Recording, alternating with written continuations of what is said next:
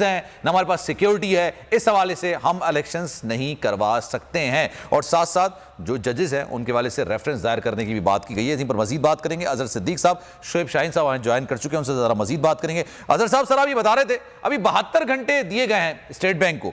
Sir मैं आपसे अगर पूछूं 100 में से 1% कोई चांस है कि भाई स्टेट बैंक कह दे हम तो नहीं दे रहे?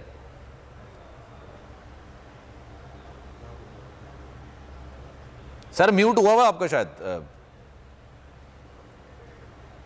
अच्छा, ये एक बात जो समझने वाली है जी, वो क्या है, यहां फर्क डालने वाली बात है स्टेट क्या है और गवर्नमेंट क्या है। गवर्नमेंट कोई बांधी नहीं है, आपकी जाती कारोबार नहीं है ना, स्टेट आपकी जाती कारोबार है। स्टेट का काम कानून के मुताबिक गवर्नमेंट कर सकती है, मर्जियां मनमानियां जो मर्जी करते रहे, स्टेट ने ये काम कर सकती है। हुआ ये है कि स्टेट और गवर्नमेंट ओवरलैप हो चुकी। अब स्टेट के मतलब, और ये जितने भी इदारे हैं ये स्टेट के इदारे हैं, गवर्नमेंट के इदारे नहीं है। गवर्नमेंट आप हुकूमत बनी है आपकी, आप सियासी गवर्नमेंट चला रहे हैं, आप अपने तरीके से बैठ के जो मर्जी आप बैठे कर रहे हैं। यहाँ तौहीन अदालत की कार्रवाई हो सकती थी। मकसद ये नहीं है तौहीन अदालत, किसी को सजा देना मकसद नहीं है। मकसद है कि इलेक्शन वक्त पे होने और इलेक्शन वक्त पे होने के लिए एग्जीक्यूटिव की जिम्मेदारी है। अब रूल्स ऑफ बिजनेस बड़ी वाज़ेह तौर पर क्लियर है। मैं यहाँ दो चीजें बड़ी वाज़ेह के साथ क्लियर करता चलूँ आपको।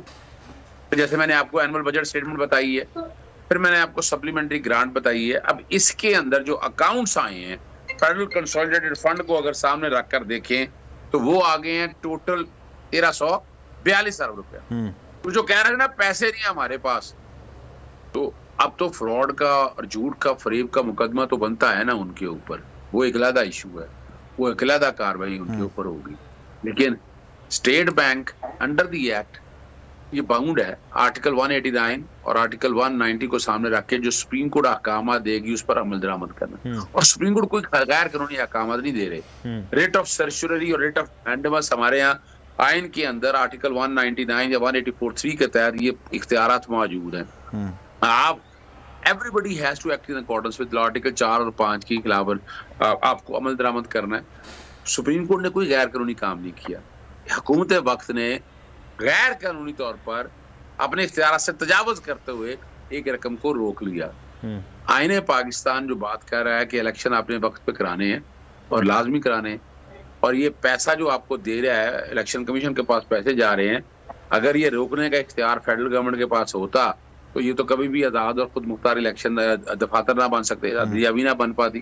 काला पतलिया के पैसे रोक लें, तनख्वाहें ना दे, क्या आप कर सकते हैं? नहीं कर सकते। इसीलिए ये वजह है कि ये पैसे जो हैं जिस अकाउंट से जाते हैं उस अकाउंट में गवर्नमेंट जो है ना इन मामले को अपने तरीके से ले जा इंटरफेयर नहीं कर सकती। अब यहाँ बड़ी क्लैरिटी के साथ बता दूं एक बात आपको कि ये जो पैसा जितना आया है ये सारे का सारा पैसा जो है 21 अरब रुपया स्टेट बैंक ऑफ पाकिस्तान जो कि एक्टिंग गवर्नर मौजूद थे, ये आने वाले 24 घंटे का जो टाइम दिया, 48 घंटे का जो वक्त दिया, ये उस वक्त तक पैसे ट्रांसफर कर देंगे।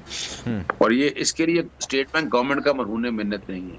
मिसाल के तौर पर नैब एक आजाद और खुद मुख्तार इदारा है। गवर्नमेंट आगे कहेगी जनाब कि आपने इसके खिलाफ पर्चा या आपने इंक्वायरी नहीं करनी है, तो क्या पाबंद है? नहीं पाबंद है। इसी तरह स्टेट बैंक पाबंद नहीं है गवर्नमेंट के गैर कानूनी अहकाम मानने का।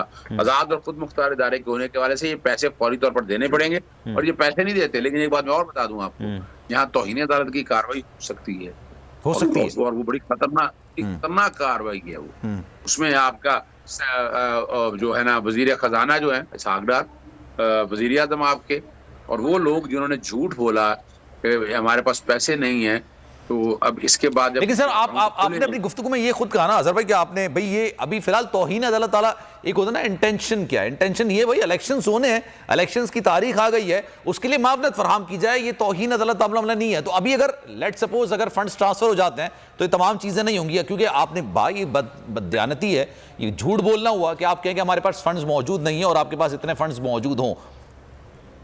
बिल्कुल ऐसा ही है। देखिए जो अदालत है मैजेस्ट्री ऑफ लॉ को अपहोल्ड करना है उन्होंने, और कानून के मुताबिक क्या है कि अपने अहकामात को मनवाना है। अब उन अहकामात को मनवाने के लिए डायरेक्शन दी है, वो अगर डायरेक्शन पे अमल दरामद हो जाता है तो फिर कोई तौहीन अदालत की कार्रवाई नहीं होगी। लेकिन उस हदायत के मामले में जब आप अमल दरामद नहीं करेंगे तो फिर article 204 section 3 of the contempt of court ordinance, जिसकी सजा सेक्शन 5 में दी। और आपने वजीर आजम आज़ाद कश्मीर का हाल देख ही लिया है कि क्या हुआ मैजेस्ट्री ऑफ लॉ को अपहोल्ड ना करने के हवाले से।